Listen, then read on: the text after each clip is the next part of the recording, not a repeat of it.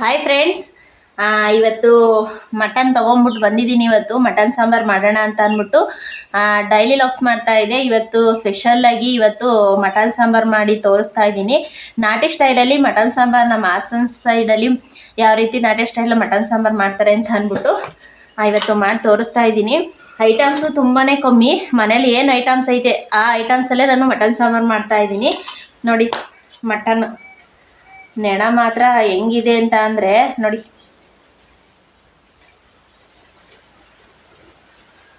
ನೆಣ ಮಾತ್ರ ಜಾಸ್ತಿನೇ ಇದೆ. ನೆಣ ಹೇಳ್ಬೇಕು ಅಂತ ಅಂದರೆ ನೋಡಿ, ಚರ್ಬಿ ಇದನ್ನ ನೋಡಿ, ಚರ್ಬಿ ಹೆಂಗಿದೆ ಅಂತ. ಹಸಿ ಚರ್ಬಿನೇ ತಿನ್ಬೋದು, ಹಂಗಿದೆ.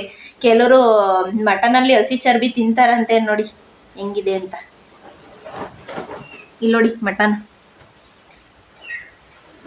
ಬಹುಶಃ ಇದು ಟಗರು ಮಟನ್ನು ಅಂತ ಅನಿಸುತ್ತೆ. ಟಗರುದು ಅಥವಾ ಆಡಿನ ಮಟನ್ನು ಅಂದರೆ ವಾತಗಳಿರ್ತಾವಲ್ಲ, ಆ ಮಟನ್ನು ಏನೋ ಗೊತ್ತಿಲ್ಲ. ಒಟ್ಟಿನಲ್ಲಿ ಯಜಮಾನರು ಕೊಟ್ಟು ಕಳಿಸಿದ್ದಾರೆ. ಇವಾಗ ಇದನ್ನು ಕಟ್ ಮಾಡ್ಕೋಬೇಕು. ದೊಡ್ಡ ದೊಡ್ಡ ಪೀಸ್ಗಳಾಗಿ ಮಾಡಿದ್ದಾರೆ. ಇವಾಗ ಚಿಕ್ಕ ಚಿಕ್ಕ ಪೀಸ್ಗಳ ಕಟ್ ಮಾಡ್ಕೊಳ್ತೀನಿ. ಬನ್ನಿ ಇವಾಗ ಮಟನ್ ಕಟ್ ಮಾಡೋಣ.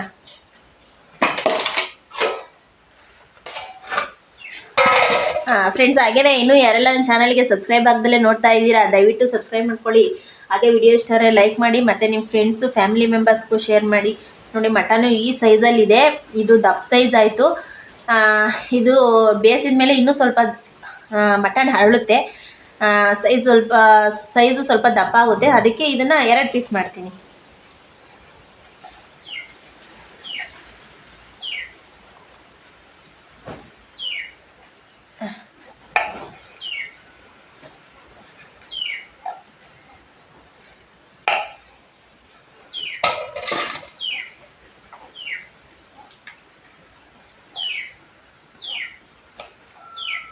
ಮಟನ್ ಮಾತ್ರ ತುಂಬಾ ಚೆನ್ನಾಗಿದೆ.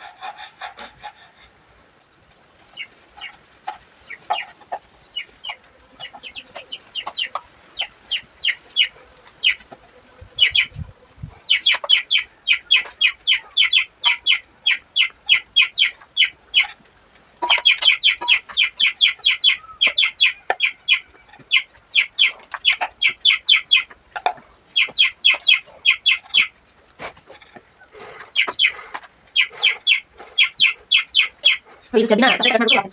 ಇಷ್ಟು ಸಾಕು.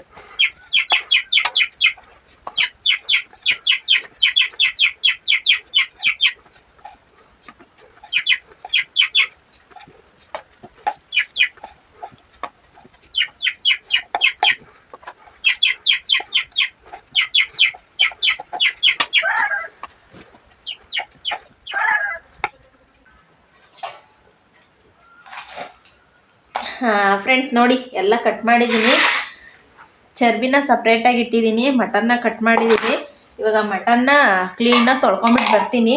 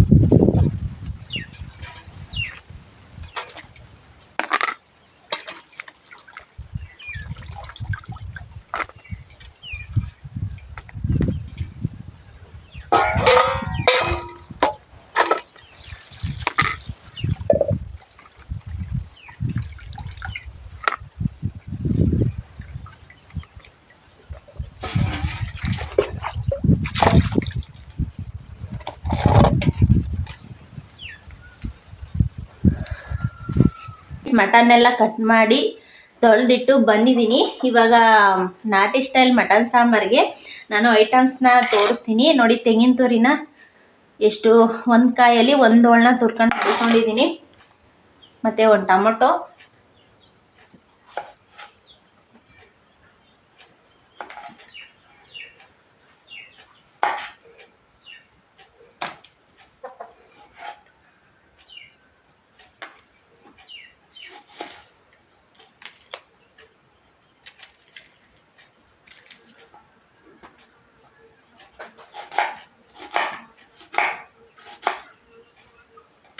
ಒಂದೆರಡು ಈರುಳ್ಳಿ ತಗೊಂಡಿದ್ದೀನಿ, ದಪ್ಪ ಸೈಜು 2 ಈರುಳ್ಳಿ.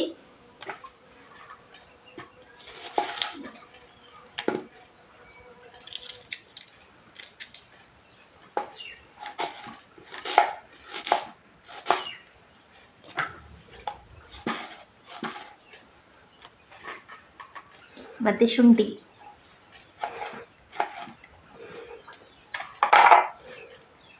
ಮತ್ತು 2 ಚಕ್ಕೆ ಪೀಸು.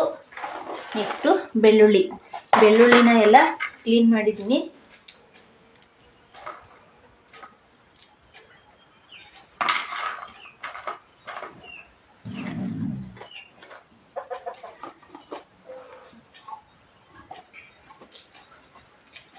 ಮತ್ತು ಗಸಗಸೆ.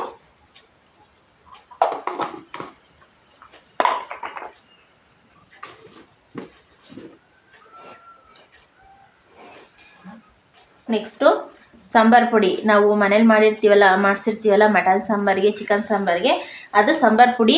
ನಮಗೆ ಸಾಂಬಾರು ಎಷ್ಟು ಬೇಕು ಅಷ್ಟು ನೋಡಿಬಿಟ್ಟು ರುಬ್ಕೋಬೋದು. ಇಲ್ಲಾಂದರೆ ಹಾಗೇ ಕಲಿಸ್ಬಿಟ್ಟು ನೀರಿಗೆ ಹಾಕಿ ಕಲಿಸ್ಬಿಟ್ಟು ಹಾಕ್ತೀನಿ ಅಂತ ಅಂದರೆ ಆ ರೀತಿನೂ ಹಾಕ್ಬೋದು. ನಾನು ಫಸ್ಟು ಇದೊಂದು ಪೇಸ್ಟ್ ರುಬ್ತೀನಿ. ನೆಕ್ಸ್ಟು ಸಾಂಬಾರು ಪುಡಿನ ಸಪ್ರೇಟಾಗಿ ರುಬ್ತೀನಿ. ಫ್ರೆಂಡ್ಸ್, ನಾನು ಮಸಾಲೆ ಎಲ್ಲನೂ ರುಬ್ಕೊಂಬಿಟ್ಟು ಬಂದಿದ್ದೀನಿ. ಮೊದಲಿಗೆ ಗ್ಯಾಸ್ ಸ್ಟವ್ನ ಆನ್ ಮಾಡಿ ಒಂದು ತಪ್ಪಲಿನ ಇಟ್ಟು ಅದಕ್ಕೆ ಸ್ವಲ್ಪ ಎಣ್ಣೆನ ಹಾಕಿದ್ದೀನಿ. ಎಣ್ಣೆ ಜಾಸ್ತಿ ಇರೋದ್ರಿಂದ ನಾನು ಸ್ವಲ್ಪ ಎಣ್ಣೆನ ಹಾಕಿದ್ದೀನಿ. ಮತ್ತು ಈಗ ಎಣ್ಣೆ ಕಾಯ್ತಾ ಇದೆ. ಫ್ರೆಂಡ್ಸ್, ಮೊದಲಿಗೆ ಶುಂಠಿ, ಬೆಳ್ಳುಳ್ಳಿ ಮತ್ತು ಈರುಳ್ಳಿ ರುಬ್ಬಿರೋ ಮಿಶ್ರಣನ ಎಣ್ಣೆಗೆ ಹಾಕ್ತಾಯಿದ್ದೀನಿ. ಎಣ್ಣೆಗೆ ಹಾಕಿ ಇದನ್ನ ಚೆನ್ನಾಗಿ ಫ್ರೈ ಮಾಡಬೇಕು. ಮತ್ತು ಇವಾಗ ಅರಿಶಿನ ಪುಡಿ ಹಾಕ್ತಾಯಿದ್ದೀನಿ.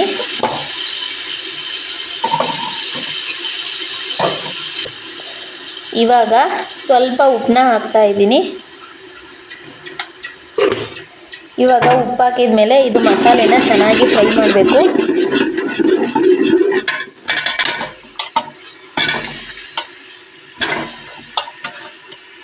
ಇವಾಗ ಮಸಾಲೆ ಚೆನ್ನಾಗಿ ಫ್ರೈ ಆಗಿದೆ. ಇವಾಗ ಮಟನ್ನ ಹಾಕ್ತಾಯಿದ್ದೀನಿ.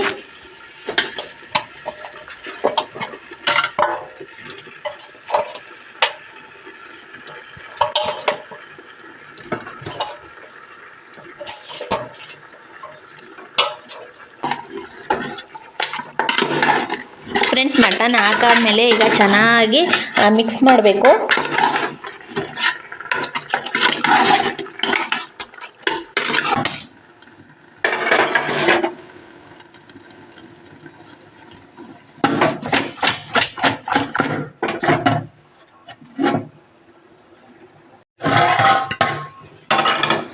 ಫ್ರೆಂಡ್ಸ್, ಇವಾಗ ಚೆನ್ನಾಗಿ ಫ್ರೈ ಆಗಿದೆ.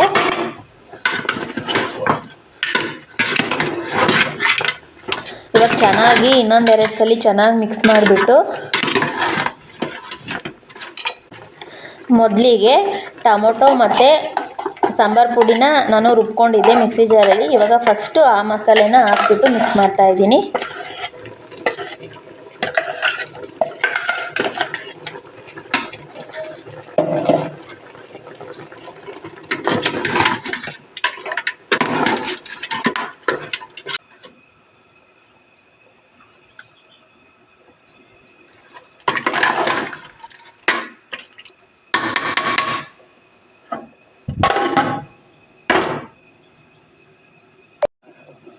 ಫ್ರೆಂಡ್ಸ್, ಇದಾದಮೇಲೆ ನೆಕ್ಸ್ಟು ಕಾಯಿ, ಕಡಲೆ, ಗಸಗಸೆ, ಚಕ್ಕೆ, ಲವಂಗ, ಕೊತ್ತಂಬರಿ ಸೊಪ್ಪು ರುಬ್ಬಿರೋ ಮಿಶ್ರಣನ ಹಾಕ್ತಾಯಿದ್ದೀನಿ. ಹಾಕ್ಬಿಟ್ಟು ಇದನ್ನು ಚೆನ್ನಾಗಿ ಇವಾಗ ಒಂದು 10 ನಿಮಿಷ ಚೆನ್ನಾಗಿದು ಫ್ರೈ ಆಗಬೇಕು.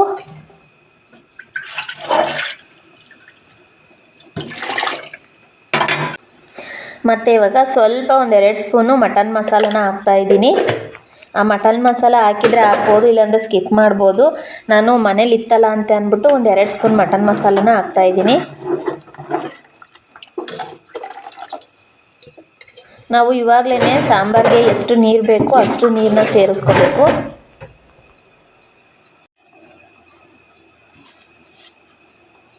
ಇವಾಗ ರುಚಿಗೆ ಉಪ್ಪನ್ನ ಹಾಕ್ತಾಯಿದ್ದೀನಿ. ಫಸ್ಟ್ ನಾನು ಮಟನ್ನ ಫ್ರೈ ಮಾಡಬೇಕಾದ್ರೆ ಸ್ವಲ್ಪ ಉಪ್ಪನ್ನ ಹಾಕಿದ್ದೆ. ಇವಾಗ ಸ್ವಲ್ಪ ಉಪ್ಪನ್ನ ನೋಡಿಬಿಟ್ಟು ಉಪ್ಪನ್ನ ಹಾಕ್ತಾಯಿದ್ದೀನಿ.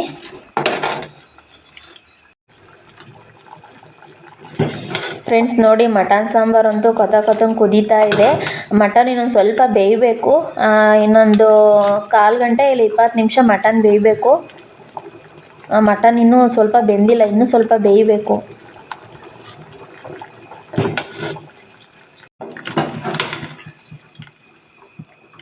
ಫ್ರೆಂಡ್ಸ್ ಇವಾಗ ನೋಡ್ಬೋದು, ಒಂದು 20 ನಿಮಿಷ ಆಗಿದೆ. ಮಟನ್ ಆಲ್ಮೋಸ್ಟು ಬೆಂದಿದೆ. ಸಾಂಬಾರಂತೂ ತುಂಬಾ ಘಮ ಬರ್ತಾ ಇದೆ. ಮಟನ್ ನೋಡ್ಬೋದು, ಅದು ಕಲರೇ ಚೇಂಜ್ ಆಗಿದೆ, ಬೆಂದಿದೆ. ಇವಾಗ ಮಟನ್ ಸಾಂಬಾರು ರೆಡಿ ಆಯಿತು. ಟೈಮ್ ಬಂದು ಆಲ್ರೆಡಿ ನೈಟು 8 ಗಂಟೆ ಆಗಿದೆ. ನೋಡಿ, ನಾನು ಸಂಜೆ ವಿಡಿಯೋ ಸ್ಟಾರ್ಟ್ ಮಾಡಿದ್ದು, ಇವಾಗ ಮಟನ್ ಸಾಂಬಾರು ಮುಗೀತು. ಫ್ರೆಂಡ್ಸ್ ಹಾಗೆಯೇ ಸಿಂಪಲಾಗಿ ಮಾಡ್ಕೋಬೋದು. ಮನೇಲಿರೋ ಐಟಮ್ಸಲ್ಲೇ ನಾನು ಮಟನ್ ಸಾಂಬಾರು ಮಾಡಿದ್ದೀನಿ. ನೋಡಿ ಮಟನ್ ಏನು ಸಖತ್ತಾಗಿ ಬೆಂದಿದೆ ಅಂತ. ನಾಟಿ ಮರಿಬಾಡು ಇದು ತುಂಬಾ ಚೆನ್ನಾಗಿರುತ್ತೆ. ಅದು ಬಿಸಿ ಇದೆ, ಸ್ವಲ್ಪ ಕೀಳೋಕ್ಕಾಗ್ತಾಯಿಲ್ಲ, ಸಖತ್ತು ಬಿಸಿ ಇದೆ. ನೋಡೋಣ ಯಾವ ರೀತಿ ಬೆಂದಿದೆ ಅಂತ ಅಂದ್ಬಿಟ್ಟು ನಾನು ಅದನ್ನು ಕೀಳ್ತಾ ಇದ್ದೆ. ಬೆಂದಿದೆ ಅಂದರೆ ಬಿಸಿ ಇರೋದಕ್ಕೆ ಅದನ್ನು ಕೀಳೋಕ್ಕಾಗ್ತಾ ಇರಲಿಲ್ಲ. ಹಾಗೆಯೇ ನಾನು ಫೈನಲಿ ಲಾಸ್ಟಿಗೆ ನಾನು ನೆನ ಎತ್ತಿಟ್ಕೊಂಡಿದ್ನಲ್ಲ ಅದನ್ನು ಇವಾಗ ಹಾಕ್ತಾಯಿದ್ದೀನಿ. ನಾವು ಮೊದಲಿಗೆ ಹಾಕಿಬಿಟ್ರೆ ಫುಲ್ಲು ಸಾಂಬಾರೆಲ್ಲ ಎಣ್ಣೆ ಬಿಟ್ಕೊಂಬಿಡುತ್ತೆ, ಜಿಡ್ಡಾಗುತ್ತೆ. ಅದಕ್ಕೆ ನಾನು ಇವಾಗ ಹಾಕ್ತಾಯಿದ್ದೀನಿ. ಈಗ ಸಾಂಬಾರು ಇನ್ನೇನೊಂದು 5 ನಿಮಿಷ ನಾವು ಗ್ಯಾಸ್ ಸ್ಟವ್ನ ಆಫ್ ಮಾಡ್ತೀವಿ ಅಂತ ಅಂದರೆ 5 ನಿಮಿಷದ ಮುಂಚೆನೇ ನೆನೆನ ಹಾಕ್ಬಿಟ್ಟು ಒಂದು ಪ್ಲೇಟ್ನ ಮುಚ್ಚಿಬಿಡ್ಬೇಕು. ಒಂದು 5 ನಿಮಿಷ ಅದನ್ನು ಕುದಿಸಿದ್ರೆ ಸಾಕು. ಇಲ್ಲ ನಾವು ಮೊದಲಿಗೆ ಹಾಕ್ಬಿಟ್ರೆ ಅದು ಫುಲ್ಲು ಜಿಡ್ಡಾಗಿ ಊಟ ಮಾಡೋದಕ್ಕೆ ಆಗಲ್ಲ ಸಾಂಬಾರಲ್ಲಿ, ಆ ರೀತಿ ಆಗುತ್ತೆ.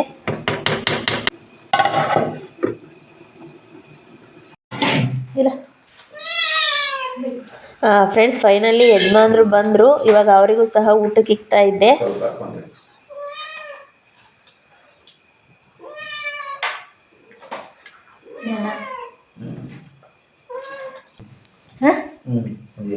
ಸಾಂಬಾರು ಹೆಂಗೈತೆ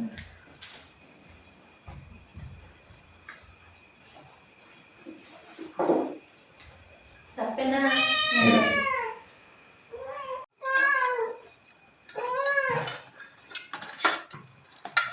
ಫ್ರೆಂಡ್ಸ್ ಹಾಗೆಯೇ ಈ ವಿಡಿಯೋ ನಿಮ್ಗೆ ಇಷ್ಟ ಆಗಿದೆ ಅಂತ ಅಂದ್ಕೊಳ್ತೀನಿ. ಪ್ಲೀಸ್ ವಿಡಿಯೋ ಇಷ್ಟ ಆದರೆ ಲೈಕ್ ಮಾಡಿ. ಹೊಸದಾಗಿ ನನ್ನ ಚಾನಲ್ನ ನೋಡ್ತಾ ಇರೋರು ಸಬ್ಸ್ಕ್ರೈಬ್ ಮಾಡಿಕೊಂಡು ನಿಮ್ಮ ಫ್ರೆಂಡ್ಸು ಫ್ಯಾಮಿಲಿ ಮೆಂಬರ್ಸ್ಗೂ ಶೇರ್ ಮಾಡಿ. Thank you friends.